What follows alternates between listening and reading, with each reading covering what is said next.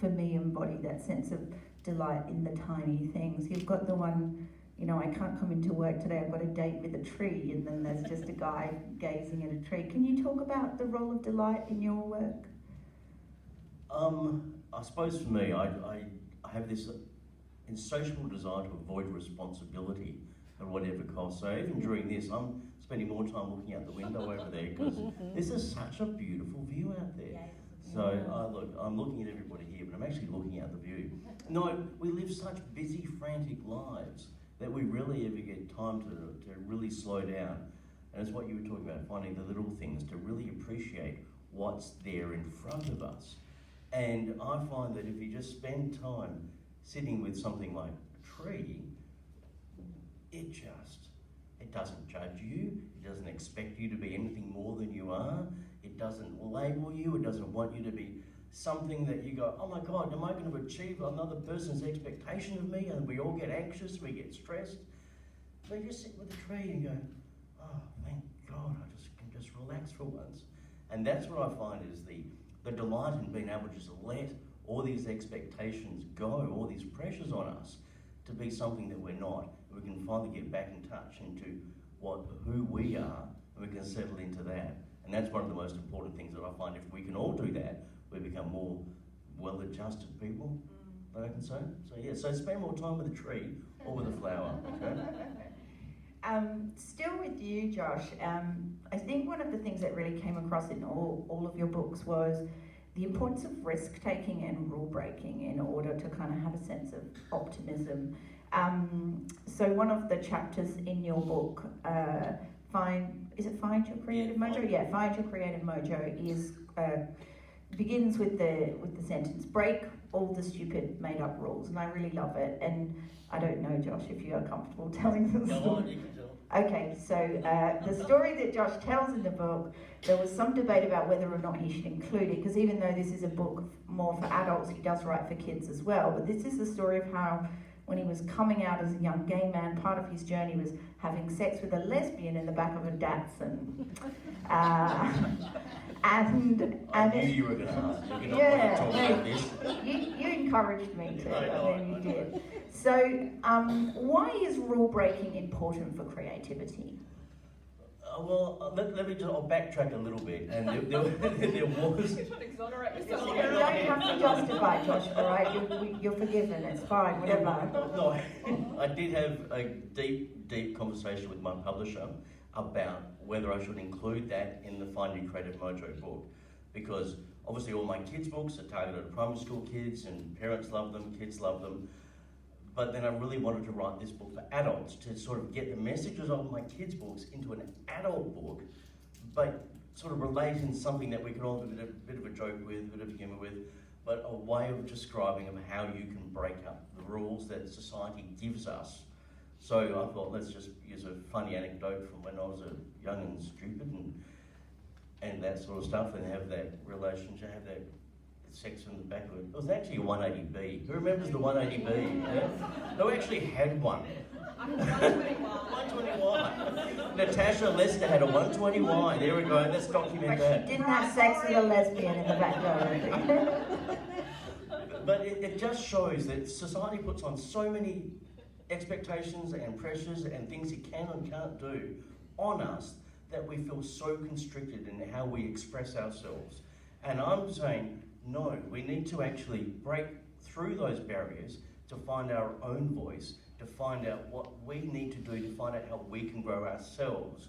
And that's, it's doing that sort of stuff, and I want to keep repeating because it's been love on Facebook as we speak, so I'm not never going to get away with this one. But, yes. So it's just finding that little truth in you that is not going to be dictated by everyone else and what society does. Great, thank you.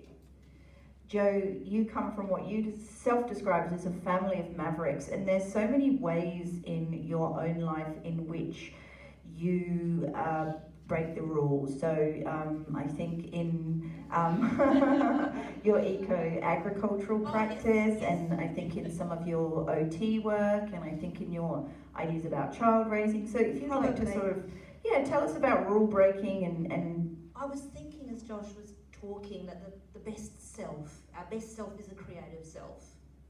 And we seem to have travelled so far from that. And I see that a lot with kids. And trying to get them to play. And that's what I was thinking about. There's Josh, he's playing with us, his audience. He's trying to get us to play, get us to move. And, I have kids come in, but they don't know how to play. That's because most of my life is at the moment, I'm an occupational therapist, so I've sort of got these different strands. And I guess what Annabelle's saying there is I tend to, it's not a very profitable way to be, but I have never not been, in terms of ag, we've always been regeneratively agricultural before we should have been. Financially, it's pretty good now, but wasn't so good then. In terms of OT, I've got a different way of understanding children, which was sort of out of fashion. It's coming back in now. So as teachers in the room, I recommend you go and have a look at how primitive reflexes do impact on child development. So there's all those sorts of things, but I never think of it as breaking the rules, Annabelle. I think of it as being really evidence-based. What is actually sensible. But is it intuitive though? No. I am so sciencey. Oh yeah. I am so sciencey. So the third book I wrote was the book of love stories, and you would swear, if you read it, that it's super intuitive and sort of emotional. No, I didn't actually understand other people's love stories. I knew what my parents' love story was like, my love story was like. Middle of interviewing the lovely young couple, I started to argue with them. I said, this doesn't make any sense. And they're going, no. And I said, no, but you must have known how you felt about each other by now. No, we didn't. No, I think you would have done. But they really didn't. But I had to then... I'm glad you're not a relationship therapist. No.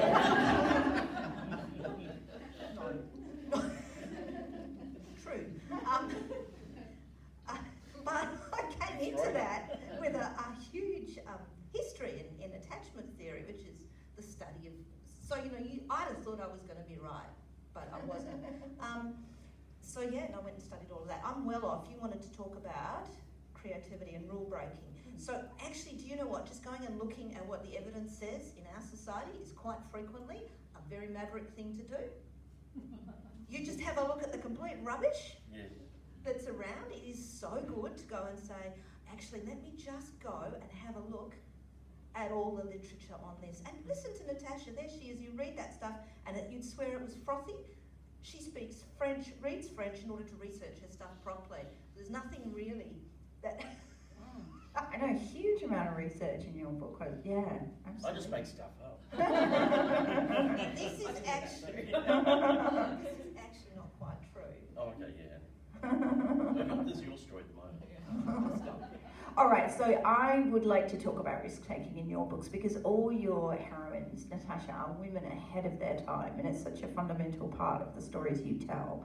So can we hear a little about that? Yeah, sure.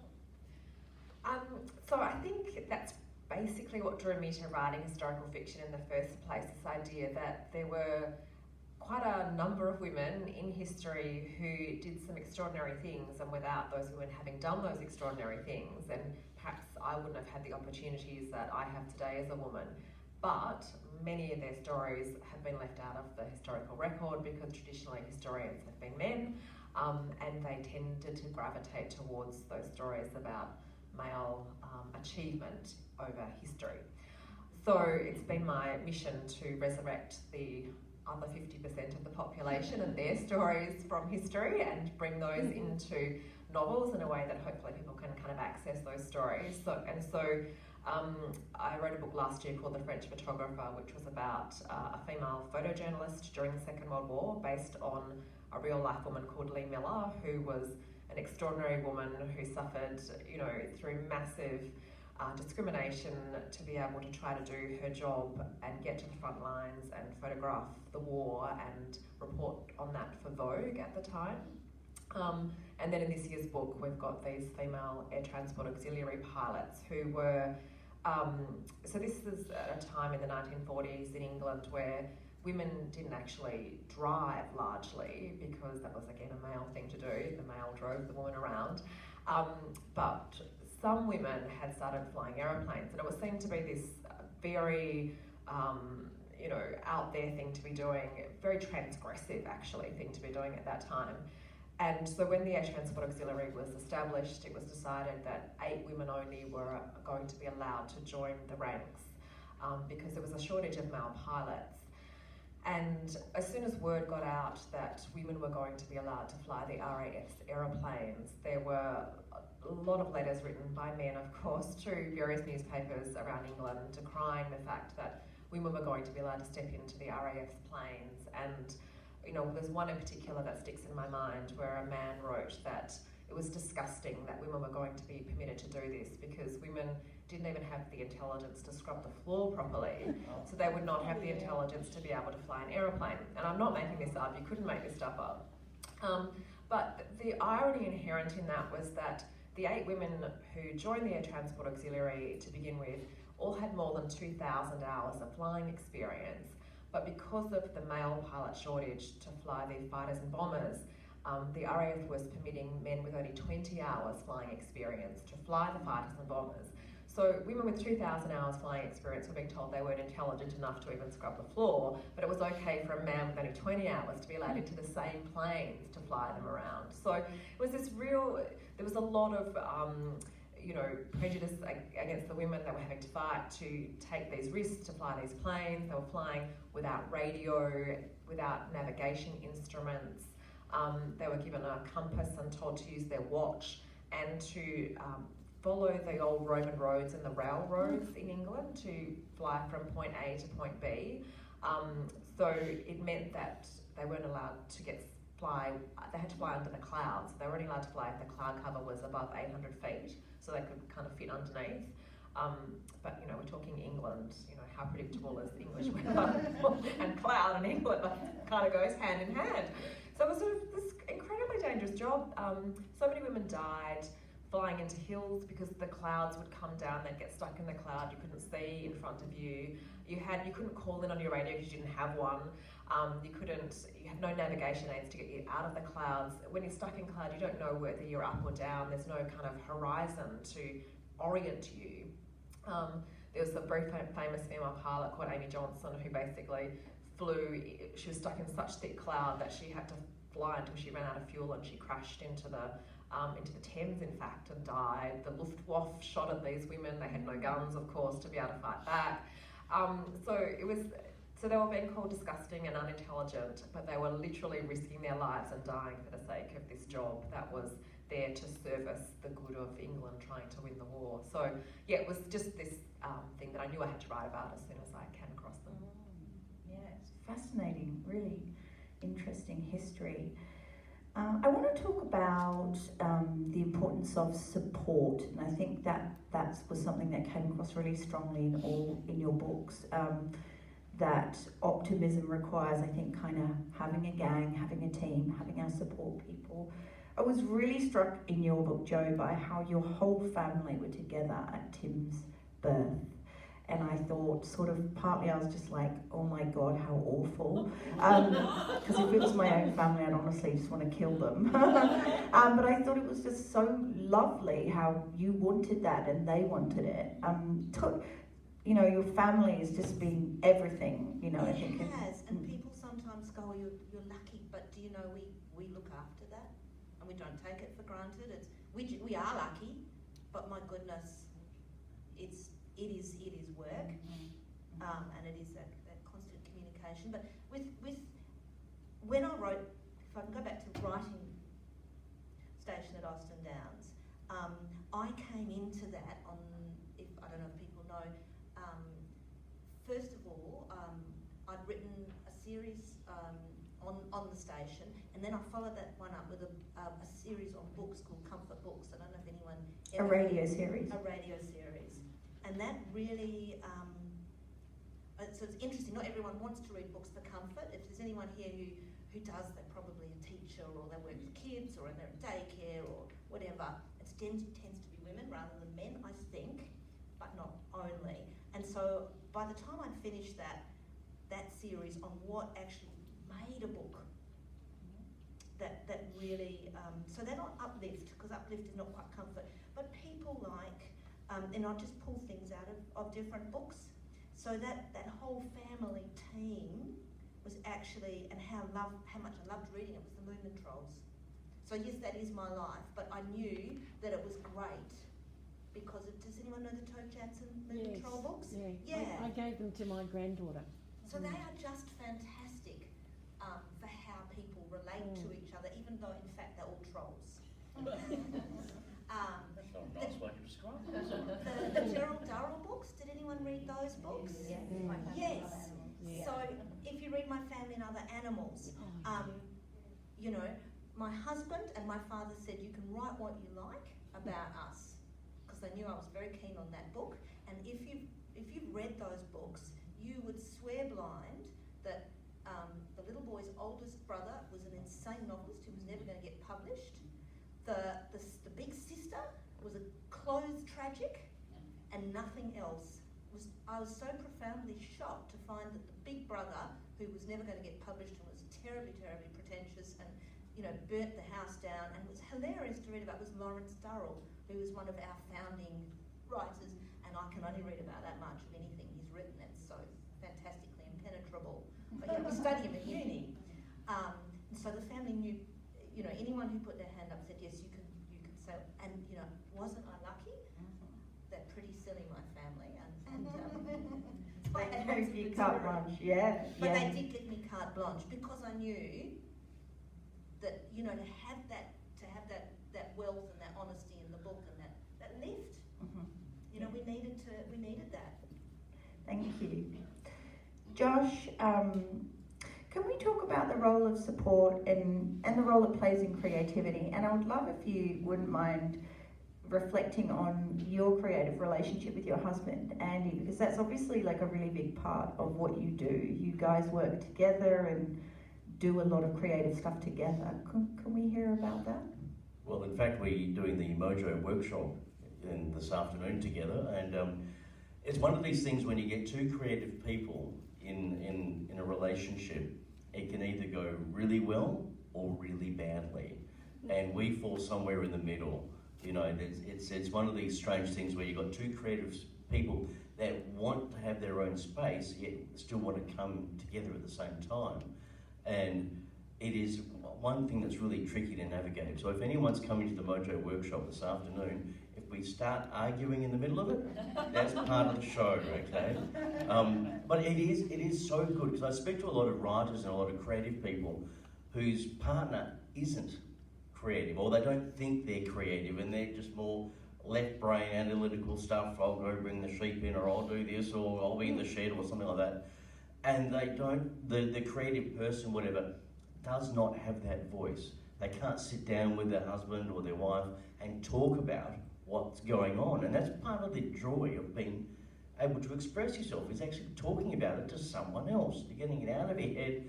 This is the project I'm working on. This is the trouble I'm having with it. What do you think I should do with this character? Should I kill him off, or what am I going to do? And it's like, I'm sure, Natasha, you have that with your husband. Do you talk? No, he's the total analytical spreadsheet man. Is he? So no conversation there, no. No, and no, the answer to if you should kill your character off is always yes. But it's also, I think, creating art and being a creative person can be a lonely business as well. Because I know I see pictures of you sitting in your studio all by yourself, clacking away at the typewriter. But it's important to reach out to other like-minded creatives. I've got a chapter in the Mojo book. I didn't actually have it in the original draft, and then I gave it to a beta reader, a lady who I really respect, and she said, you've got to talk about collaboration and sharing your ideas and getting feedback, bouncing off other people. And so I put the chapter in the final version, and it's one of the chapters that gets the most response. It's going, whatever I'm doing, I'm not the only one doing it, okay? You don't feel so alone. So you can go off, I think I used the example of using taxidermy or something like that as your creative pursuit, and find other, you know, animal stuffing friends, just so you don't feel so freaky and so bizarre. I mean, you would know what it's like to have someone to talk to about all that sort of stuff. And, you know, if you're very lucky, you marry them and then you give birth to them. It's all Not the same person. And not in that order. That's weird. Thank you.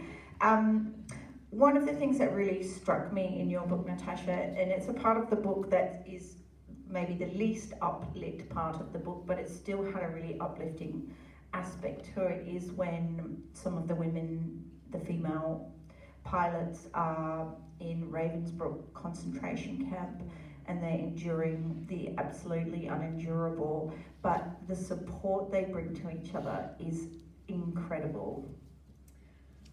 Yes, that was probably the hardest part of the book to research and to write, in fact. So Ravensbrück was a concentration camp just for women during the Second World War, and a lot of female resistance and spies were sent to Ravensbrück, including Catherine Dior, Christian Dior's sister, who is one of the characters in the book, who is one of the supports for Sky, who's a pilot, and Margot, who is a special operations executive spy who's been sent to Ravensbrück as well. And I read a number of memoirs from the women who survived Ravensbrück, which were not many. And one of the things they all talked about was the fact that it was their connections that got them through that experience. And I used this example yesterday when I was at Muller talking. One of the memoirs I read was that of Geneviève de Gaulle, who was Charles de Gaulle's niece, who was sent to Ravensbrück concentration camp as well. And being who she was, Geneviève was kept in isolation for her 9-month stay at Ravensbrück. So she was by herself in this tiny, dark room for 9 months. And she knew that she wasn't going to survive unless she formed a connection to something in this room with nobody there.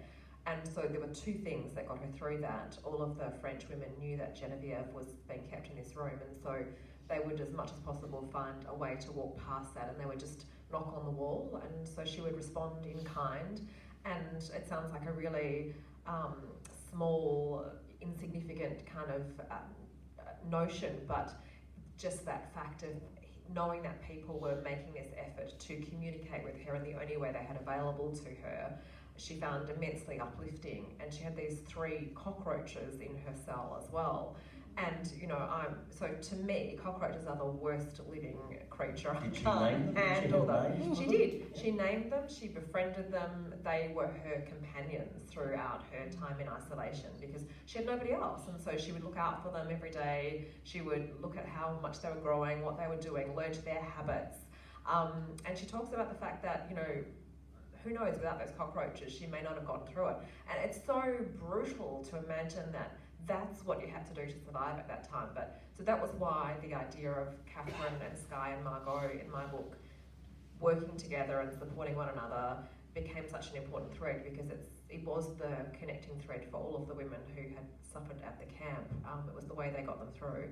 And certainly, you know, when they came back from the camp, most of them sort of let go of those connections in a way, because what they had experienced at the camp was so intense and so dreadful they couldn't speak about it, but then they also couldn't relive it, and seeing the person that they had been kind of imprisoned with made them relive it. So it was a very bittersweet, I guess, type of connection, so intense to know that you literally had that other person's life in your hands, and without your support and their mutual support of you may not survive. But then after, you know, eventually being liberated or released from the camp, to then have to let go of that in order to be able to continue on with your life. It was a really kind of strange, bittersweet and quite heartbreaking form of connection to be reading about and writing about in the book.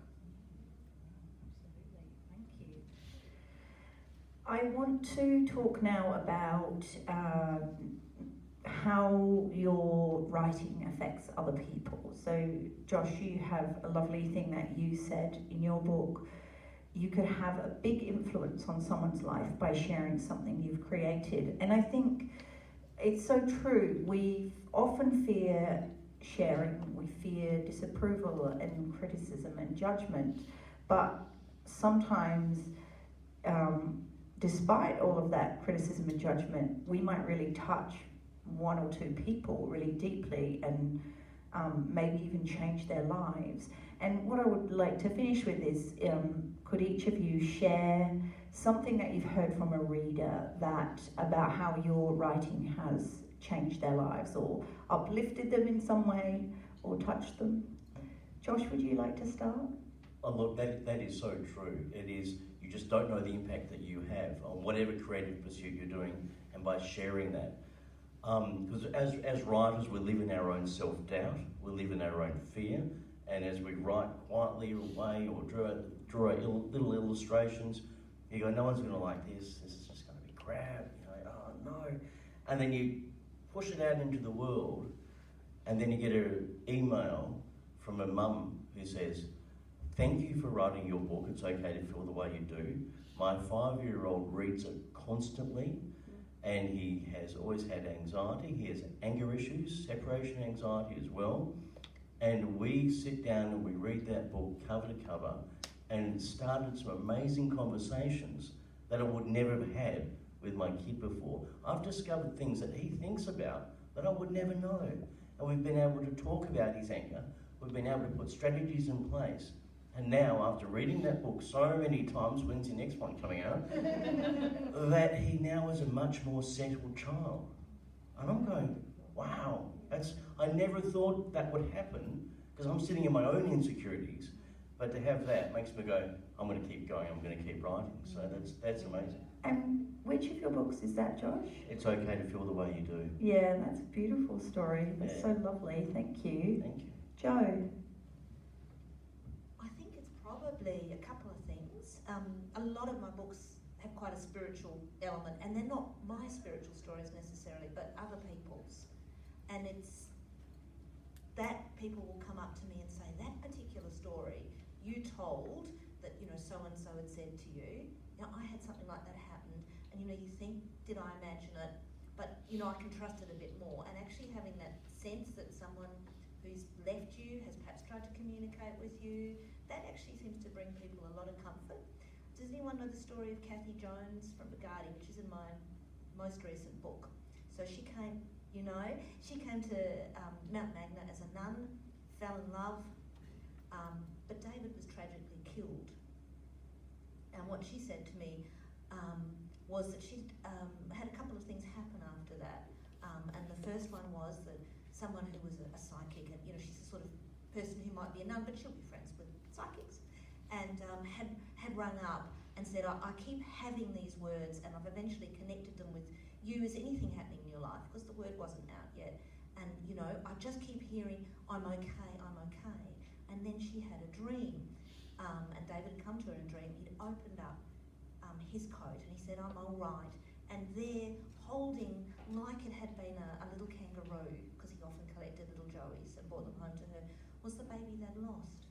And it was the most enormously comforting dream. And I said, can I put that in? And she said, yes, because I think people will like to hear that story. And that's been one that people have come back to me about that one.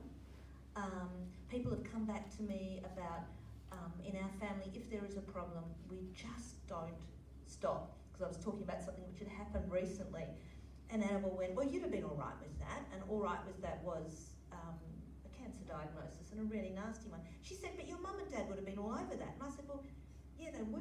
How did you know? And she goes, oh, well, because of, this is how they tackled the arthritis. And then there was your husband's foot. And I'm like, oh, no, that's what we're like. But a lot of people look at that and they don't, sometimes, doctors will basically point the bone at you. They don't mean to do it. As any doctors in the room, I don't mean that really nastily. But when you get one of those diagnoses, that's what it is. You have to say to yourself, they don't have a crystal ball. What else can I find out? What did this happen? So that's really been something that people find literally very uplifting and powerful in those books. I was a really odd kid. A lot of people find those years of boarding school where I struggled with being a really odd kid quite helpful, because I have turned out moderately okay. Particularly when they've got their own odd kid and they're like, Jo, they're not making friends. And I'm like, well, sometimes, the friends aren't there, or actually people like them, they've just got no idea what to say to them, just give it time. So, yeah, I think my books I get quite a lot of that sort of story. That's lovely. Great, thank you. A couple of things, I think. I mean, I think most writers probably come to writing from a love of reading, and so being able to nurture, except Josh. I think most, hearing stories from readers, I often get women particularly writing to me saying, oh, for some reason someone gave me your book and told me that I had to read it, even though I'm not a reader, I don't read, but I read your book and I fell in love with reading again, and I've gone back to look for more stories like this where women from history are in the centre of the book rather than a story about a man or someone I can't relate to having done something in the past. And I now seek out these kinds of stories. And I mean, being an avid reader myself from the time I was, from the time I could actually read, that's probably the most rewarding thing to hear, that you've been able to rekindle or find that love of reading in someone through your book. But also I think there are the messages that I get from readers who say to me, either halfway through or at the end of your book, I spent like days researching Catherine Dior from The Paris Secret or Lee Miller from The French Photographer, because she was so fascinating, and what you told me about her I loved hearing about, but I wanted to know more. And knowing that you've set someone off on the path of discovery and wanting to investigate and uncover more about these women, because that's the whole reason I write these books, is to bring these women back to people's notice and to kind of resurrect them from the past and say, weren't they extraordinary, and these kinds of people should be our heroes. And to have someone say to me, yes, that's exactly how I felt when I read that book, and then I wanted to go and find out more about them, that's the most rewarding thing for me as a writer, I think. So I love all those messages. So so thank you to anyone who has sent me one of those. I feel really embarrassed now that my response to your book was, where can I meet a hot man who says really romantic, tender things like the characters in your books? I get lots of those emails too, so that's okay. Like, wow, what an ignorant response. Now, I have more questions written down here, but I am conscious that people in the audience may also like to ask my panellists some things. So I am going to throw it open to you folk now. You can address a question to the panel as a whole, or you can address a question to a specific panellist. I always do at this point like to just remind people what a question is, and it's like a sort of short statement that goes up at the end, and it's where you're actually asking someone else for something, so it's not really mostly about talking about yourself, which does tend to happen at these events.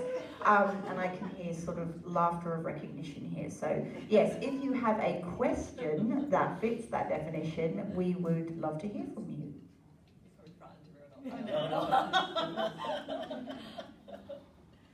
Lovely, in the back there, yes. Hi, Natasha, thank you so much. You said something about history not being about, our current history mainly about male achievement, and it's something Steve said, what his dad says, to question everything.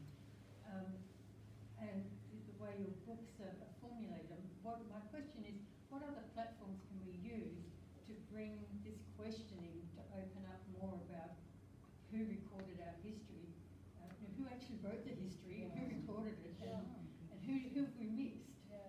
Great question, love it.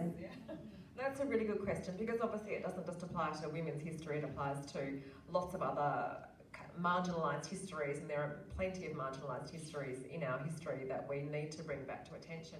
And I think that ties into a whole lot of questions that have been raised lately about who has the right to tell stories, and voices that have been oppressed in storytelling, and people telling other people's stories on their behalf, and who has the right to tell stories. So there are those conversations beginning to happen, and I think certainly over this last year that's gained even more momentum, but that needs to keep going onwards and into the future.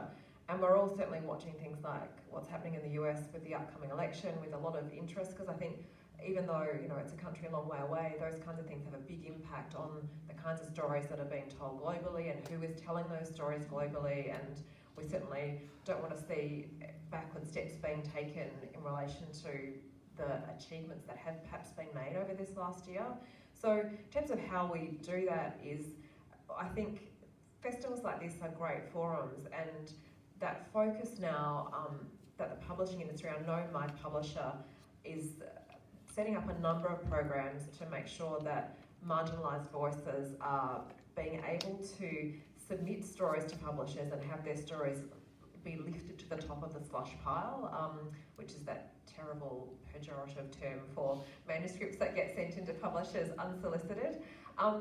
And those are really important ways because, you know, largely speaking, I mean, certainly books being published have largely had a male focus, and then we've had many more women authors come to the forefront over the last couple of decades, but there are within that many other minority groups whose voices haven't risen to the top, and we're seeing that in what makes bestseller lists. You know, there are certain kinds of people and kinds of authors whose books make those bestseller lists.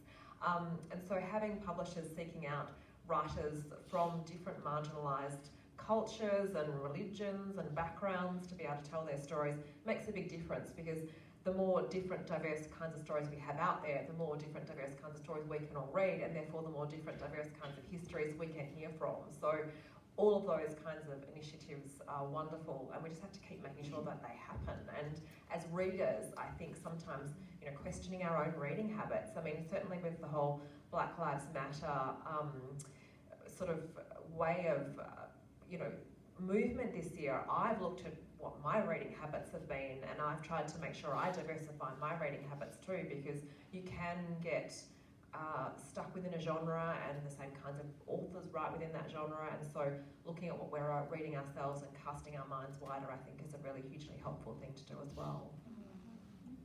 I think that's a really important point, because it's all very well to say, yeah, we need to be giving opportunities to, you know, transgender voices and writers of colour, but there has to be a market for those things too, and as readers that's a responsibility that we can take. Thank you. You had a question? I had a question for Josh. Josh, do you read? Like you sort of... So the question was, do you read? Josh, can you read? I only just learned how to read yesterday. No, I did. I don't read fiction. I read a lot of non-fiction. I read a lot of autobiographies. I have this sense of there is so much to learn about the world and about life and about myself that I don't have time to sit and relax and read a novel. Even though that novel could be actually, I could learn something from that because it's like historical, it's based on true events or something, but I would rather read a self-help or a self-development kind of book or something like that, and I could walk away going, what have I learned? What have I discovered new that I can take away and integrate into my own life? So that's what I read. I would challenge you to actually open up some of those books written for children, like the Lumen Trolls, where you learn an awful lot about how we relate to each other. I've been told, haven't I? Yeah, look, exactly, and that's what I need to do as well, yes. So there's a lot more. I think as well that sort of speaks to the way that, you know, if you don't necessarily fit into the academic or schooling system that we have, and you feel you fail the system, yeah, exactly. or really the system fails you, that sometimes we can be scarred from, you know, it's like, I hate reading, I hate reading novels, I hate studying novels because, you know, they kill it for us. And so sometimes it can be hard to find your way back to the pleasure in that. Yeah, exactly, and that's what I'm trying to do. I'm one of these also, I've got anxiety as well, so I find it hard to just stop and relax with a good book. And I keep seeing that message everywhere, just relax and read a book or something. I'm going, no, life's too short, I'm going to keep going. And it's like, but when I do, and I have done, I think I read Damascus by Christos Tsiolkas. Anyone read Damascus? No? Are you Good. reading Christos Tsiolkas Yeah. to actually relax? Yes. That's crazy. No, actually I learned a lot about reading that, so I learned a lot. But I am doing it. I'm actually learning to relax by reading a book, yes. Find a good tree. Yeah, yes, a book and a tree. There we go. The perfect remedy for anything. All right, thank you. We've got a question here. This is for the entire panel. Just in terms of support, were there times in your life where, along developing your career, that there was no support for you? And if there was, how did you cope with that to I just repeat the question just in case people didn't hear. So it was about what support the writers had during different parts of their career and how they coped if they didn't feel they had support. I'll go with this one. I'll go first. Yeah, look, there were times when it would just felt like it was just me writing and illustrating, and I'm just going. At first, it was very freeing. I thought, wow, I can do what I want. And then when you got the publishing contract, and then it became out there in the world, and then I had to sort of live up to this job of being the writer and illustrator, and it was still just me though. And I went, oh, okay. And then all the self-doubt kicks in. All that negative self-talk that you have, that you've been hiding since a kid, and it comes back up again, and you've got to battle with that. And no matter how many times you get people saying, oh, but you're so amazing, your books are fantastic, nothing stops that voice.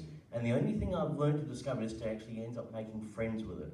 Going, you can be there, but don't dictate what I'm going to be doing. You can just sit there and murmur away in the background, and then maybe occasionally you can come out and feel bad and all that sort of stuff. But if you make friends with that and go, I can't get rid of it, but you can stay there, but don't dictate what I'm going to be doing. Joey, I can see you've got a hand up there. That inner voice, which you've obviously got sitting there, you can make friends with it. The other thing you can do with it is give it a job. Okay, you can say all this really unpleasant stuff to me, or instead, what about describing to me the world I'm inhabiting at the moment? What's happening in this room? So I really struggled with that. The voice, not with support, because you've picked up what kind of family I've got, but give it a job. So at any point, if I want to tap into that and say, shut up on that, and it will give me words about what's around me, and I trained it to do that. So you make it work. Thank you. I think writing is a very up and down kind of profession. You can have wonderful moments, and there are some very low moments in every writer's life and every writer's journey. And I think just accepting that that's part of it is a big step, but that's easier said than done. I remember, so when my first book came out, so I'd had a marketing career for 10 years before that, and I knew writers didn't, make a lot of money, but my first book was 5 years from the time I started writing it until the time it was published, and you earn 10% of your cover price. So I think that book was, maybe $29.99, and it sold 1,500 copies. So 5 years' work, 1,500 copies times, $2.70 or something like that. You clearly. It's like my children weren't big eaters, because seriously. Starved them, didn't you? But then, I had a second book coming out, and I thought, well, surely the second book will sell more than the first, because you've got all these readers. And, a lot of people don't tell you a lot of things about the publishing industry early on, and no one told me that mostly second books sell worse than your first book. And certainly I was one who supported those statistics. The second book sold worse than the first book, and so less than 1,500 copies. And I remember sitting at my kitchen bench thinking, what am I doing? Because seriously, I could go back to marketing tomorrow and earn a million times more than what I'm earning from this writing thing, and I'd have much nicer clothes because I'd actually have to get out of my tracksuit. But I loved writing, and that was the thing, and that was the conversation I had with myself sitting at the kitchen bench. No, but this is what I want to do. And so then I wrote a third book, and I got to the end of it, and I hated it. It was a terrible book, and I didn't have the heart to fix it, because I had enjoyed writing it, and I didn't have any interest in going back and fixing it, so I threw all 80,000 words of it in the bin, and that was probably the lowest moment of my writing life that I'd had. But do you know what? I look back on that moment now with the benefit of hindsight, and I'm so grateful for that book that I threw in the bin, because I then sat down for a month and reread all of my favourite books, literally sat in my study sulking with my books, with my view of the trees. And I discovered that actually what I loved was historical fiction when I was doing that, and that I'd had this kind of story in my head that was set in the past that I hadn't given myself permission to write, because those weren't the kind of stories I wrote back then. And so I thought, I'm just going to do it. I'm going to give it a go because it can't be any worse than the 80,000 words I just threw in the bin. So I was starting off at a really low base. But I just loved writing that next book, my first historical novel, so much. Like all the love literally poured out into that book. And so I enjoyed the writing process regardless of what the outcome was going to be. And I was just very lucky that the outcome was the outcome that it was, and the book found a home. But you know, if I hadn't have had that massive, colossal failure, I might not have been set on the path that I'm on today. So even in the low moments, sometimes there can be those great things that come out of it, and I think that's just what you have to hold on to. There's highs, there's lows. You know, maybe something good can come out of the lows as well as the highs. But best of luck with it. Thank you so much. Thank you, everyone. I'm sorry, as this is a little bit naughty, but I would like to address this question too. Because I feel like the support thing, I think when you want to feel supported, sometimes you have to ask for support, and the way that you can do that is by making yourself vulnerable. So when I got my second royalties check, and my second book came out at the same time as Natasha's, I rang Natasha crying. Oh my God! And I said, it can't be worse than mine.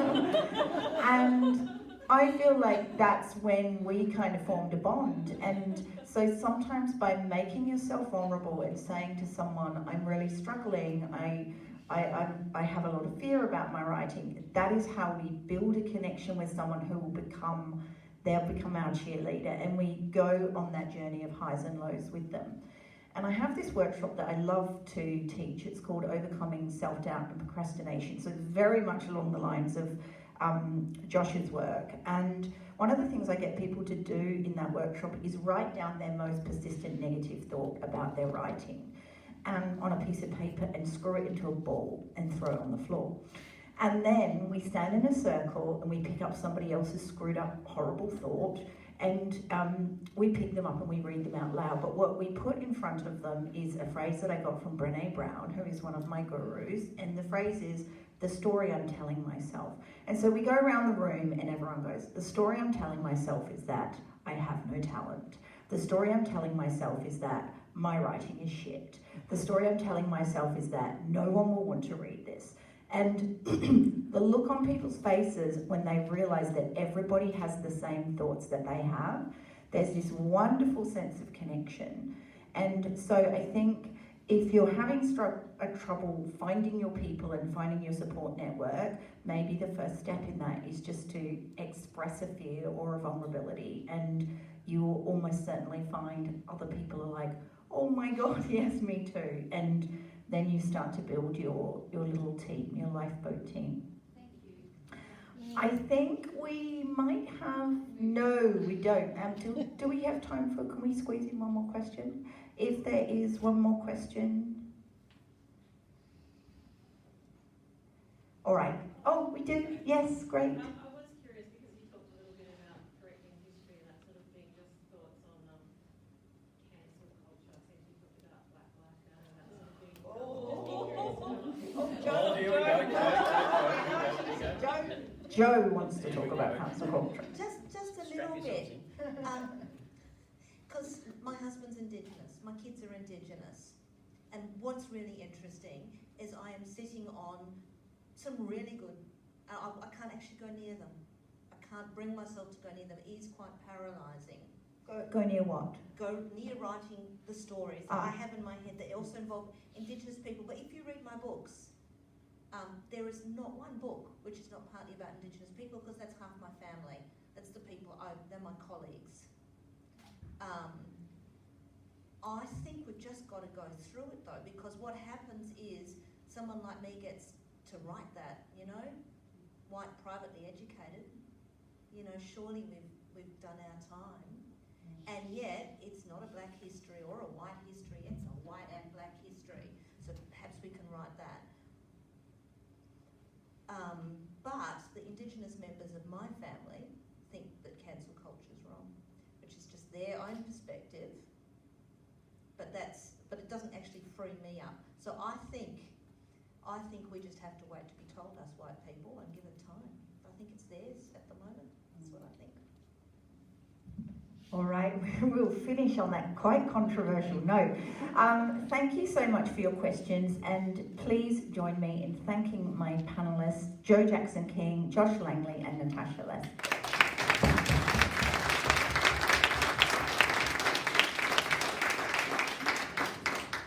Thank you so much to the panel, and thank you all for coming along to this session today. It was a really great conversation to listen to. I'll be stealing the panels straight away to take them over to the signing tables in the other building. So if you'd like to buy a book from the bookshop, which is over in the other building as well, and then our guests will be available to sign them for you. So thank you, everyone.